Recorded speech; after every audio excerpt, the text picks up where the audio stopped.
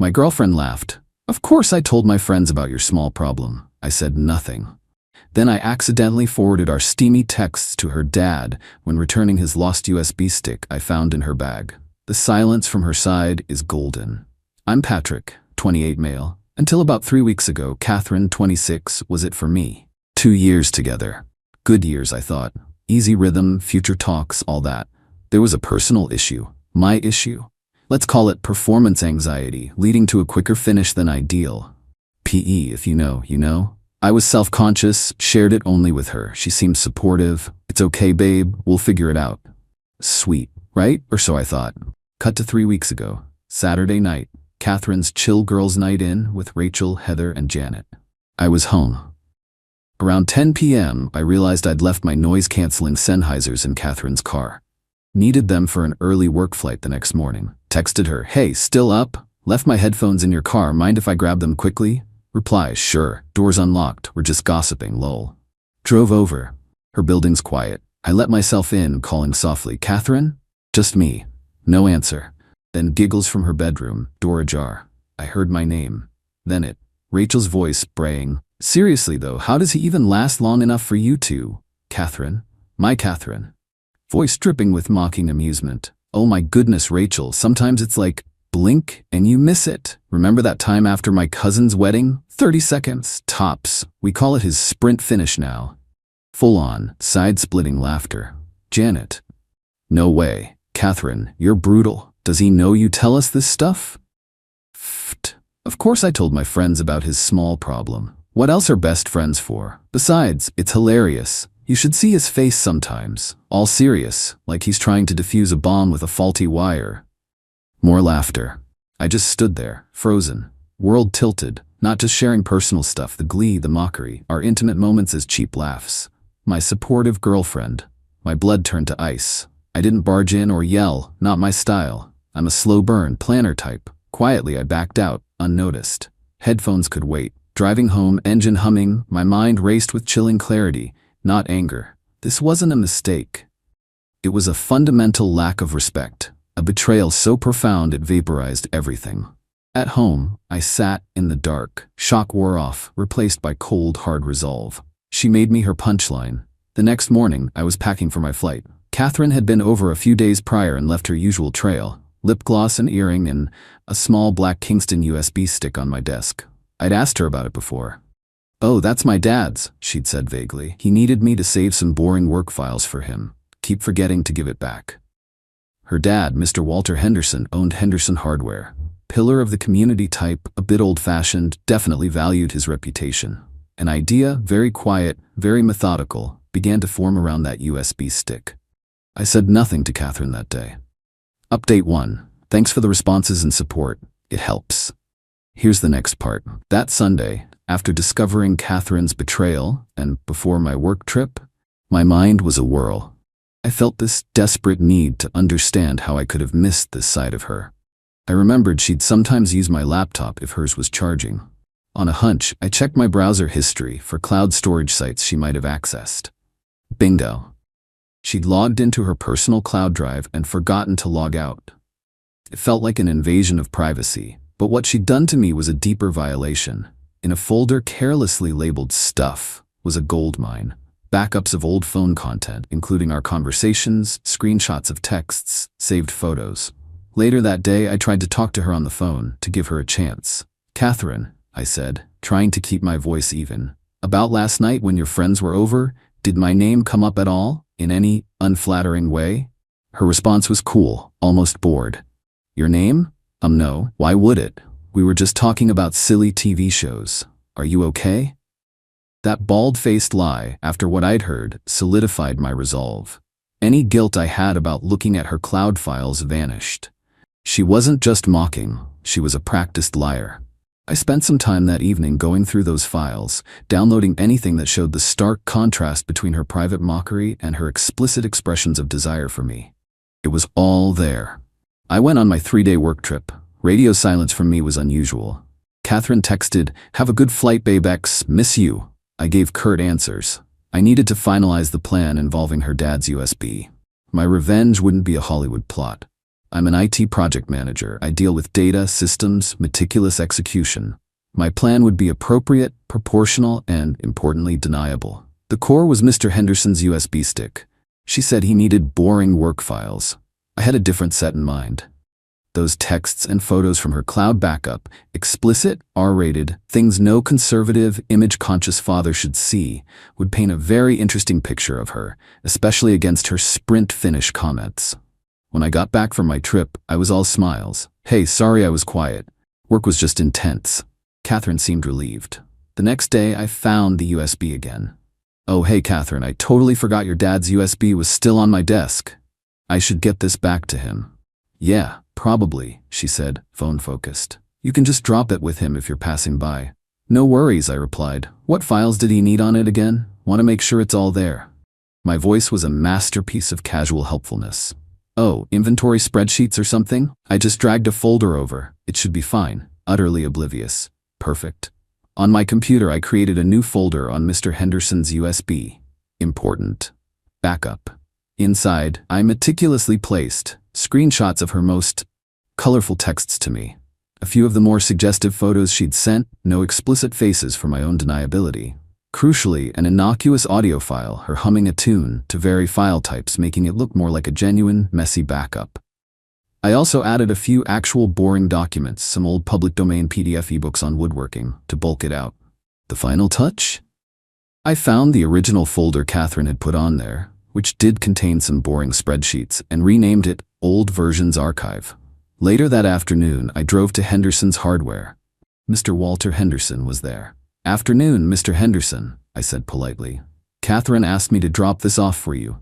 Ah, Patrick, good to see you. Yes, thank you. No problem at all, I replied. Hope everything's on there that you need. Catherine wasn't too sure what was urgent, so I just made sure to put a backup of what looked like her recent personal stuff in that important backup folder, just in case. You know how it is, better safe than sorry. I gave a little tech guy shrug. He grunted. Right, kids these days. The rest of the day was quiet. Around 9 p.m., my phone buzzed. Catherine. Followed by, what'd you do? And then, Dad called me. He's beyond angry. What was on that USB stick, Patrick? I waited, typed back. The USB stick? Your dad's? I just gave it to him like you asked. Made sure to put your files in a backup folder for him. Why, what's up? The 3 dots indicating she was typing appeared and disappeared. Several times. Then my phone rang. Her. I let it go to voicemail.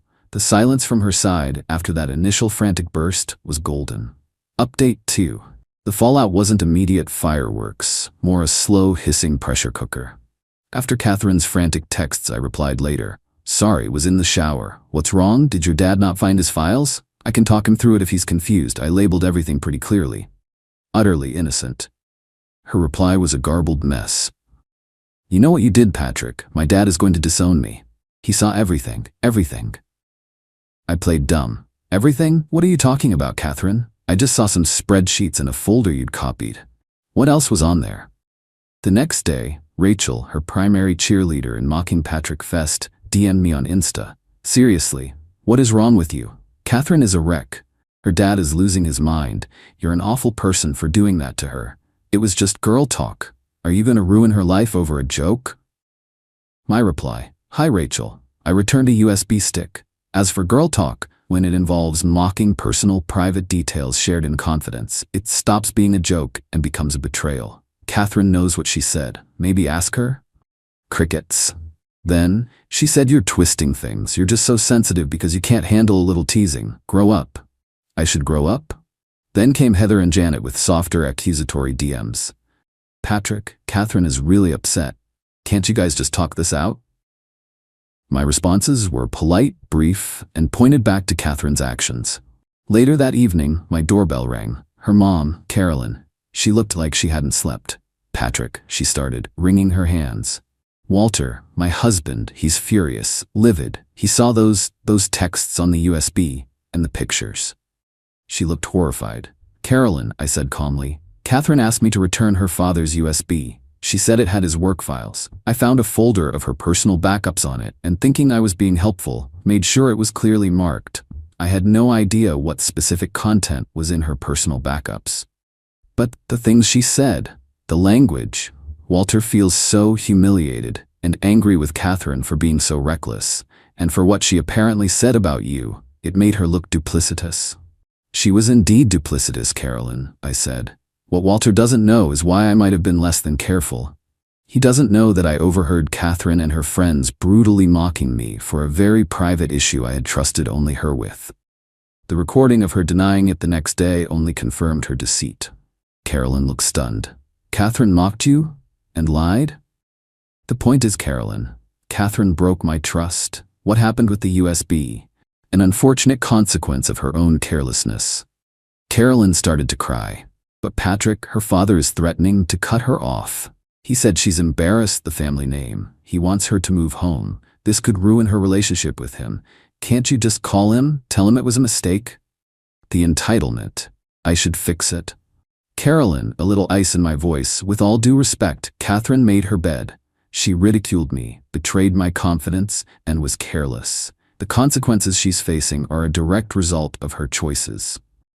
I felt a pang for Carolyn. I am sorry you're in this position, but this is between Catherine and her father, and between Catherine and me, there's nothing left. Carolyn left, defeated. Next morning, blocked calls from Catherine, then a text from a new number. You are a terrible person, Patrick. My dad is making me come to a family meeting. He's talking about my job, my apartment. You did this. You'll pay for this. I'll make sure everyone knows what a sick, twisted person you are. Ah, threats. Predictable. Little did she know I was prepared for that too.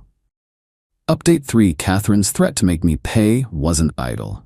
The family meeting with her dad apparently went badly. Carolyn later told me Mr. Henderson was apoplectic. The texts, photos, and then Carolyn, trying to defend Catherine, letting slip about the mockery created a perfect storm. He was deeply disappointed. Put her job at his company and her apartment funding under review. Catherine, cornered, launched her smear campaign. Vague social media posts first, beware of wolves in sheep's clothing. Then Rachel spread rumors. I was controlling, vindictive, had major anger issues, and had maliciously leaked texts to destroy her family. The narrative was, I was an unhinged ex. I'm an IT project manager. Reputation is key. Whispers started.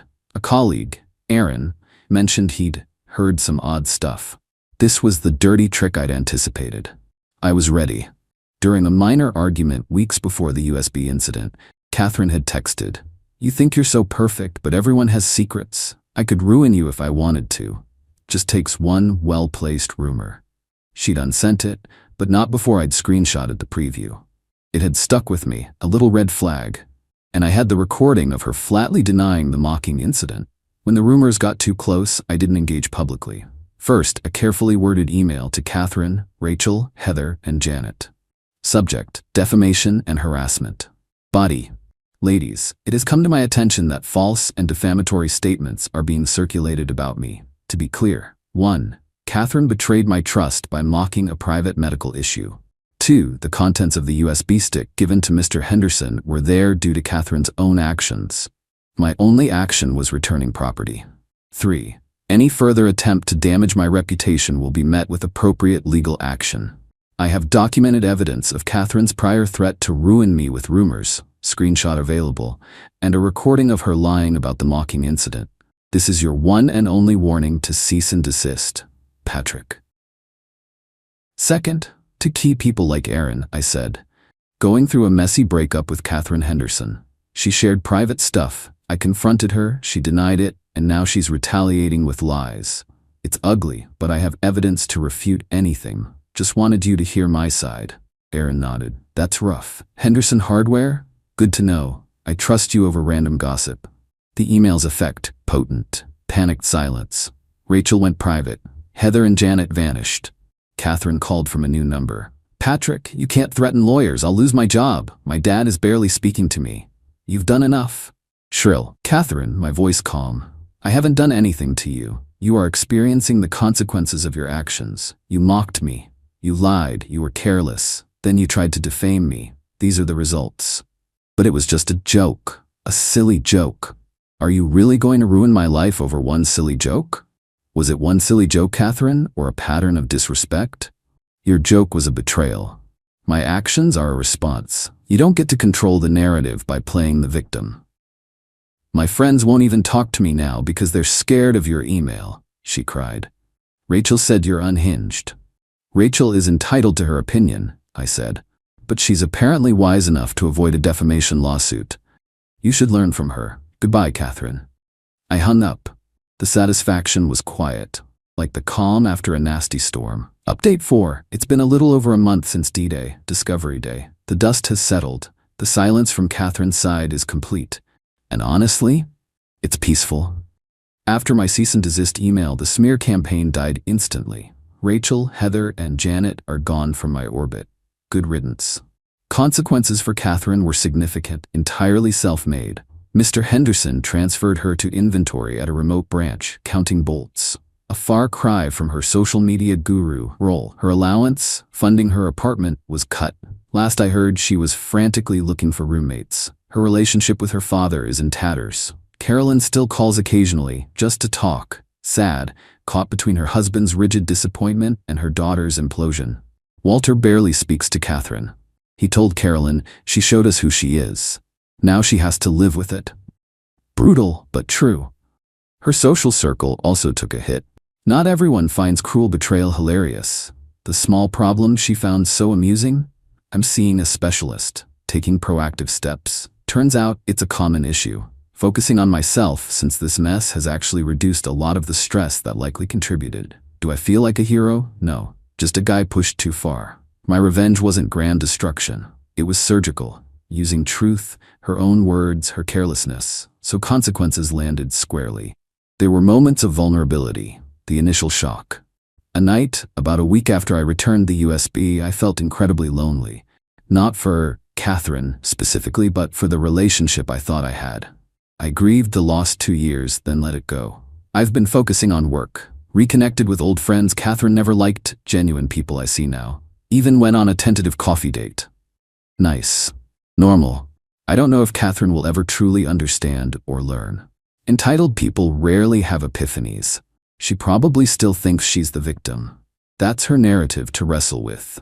The silence from her side means she has no more power. Her words can't hurt me. Her laughter is just a bad memory. Someone commented that revenge is a dish best served cold. Mine was served at room temperature, with irrefutable evidence and a sprinkle of her own father's disappointment. I wouldn't wish this betrayal on anyone. But standing up for yourself is essential. When someone shows you their true colors, believe them. And then sometimes you have to calmly, methodically ensure they understand actions have very real, very personal consequences. Thanks for listening, Reddit. It's been cathartic. Now I think I'll go enjoy the quiet.